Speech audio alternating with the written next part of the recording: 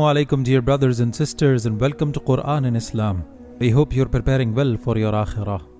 Quran and Hadith have left us with some clear prophecies and signs about the end of times.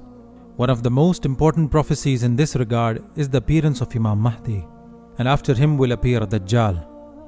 One Hadith narrated by the great Sahabi Thawban, may Allah be pleased with him, who narrated that Prophet ﷺ said, "Three men will fight one another for your treasure, each one of them the son of a caliph, but none of them will gain it. Then the black banners will come from the east, and they will kill you in an unprecedented manner." Then he mentioned something that I do not remember. Then he said, "When you see him, then pledge your allegiance to him, even if you have to crawl over the snow, for that is the Caliph of Allah, the Mahdi." Now that many of the signs of appearance of Imam Mahdi has been fulfilled, an interesting situation has set up. The kings of Saudi can see these signs too, and they are trying their best to save and protect their rule. Let's see what these signs are and how the Saudi royal family is trying to cope with them. But remember, brothers and sisters, absolutely no one can possibly fight or prevent what Allah has decided to do.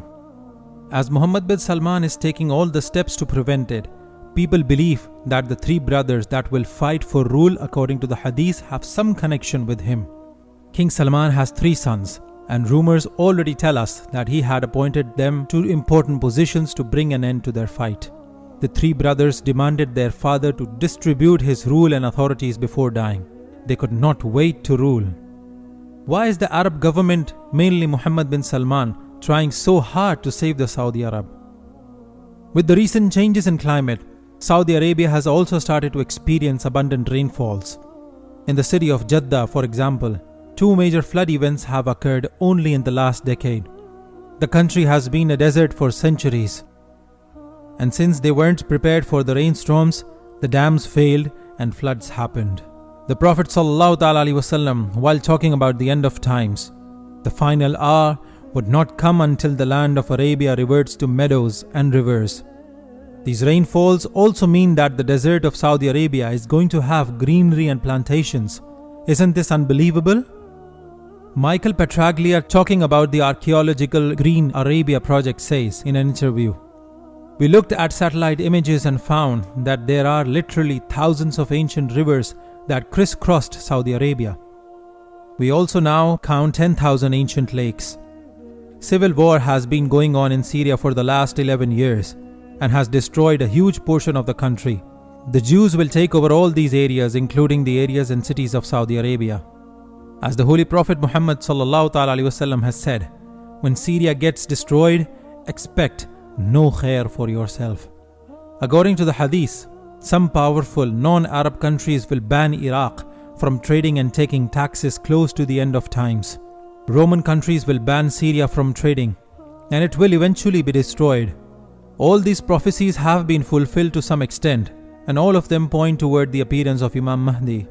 As predicted by the Hadith, there will be the downfall of the Arab countries by the hand of Jews, the present Israel. Medina will be the only city to contain and protect those with Iman. If you look at the present day scenario, the downfall of Arab countries has already started to happen. Transportation and industry has switched to solar and electric sources of energy. Oil and petrol prices have declined in the international market. These Arab countries had nothing but oil reserves to rely upon.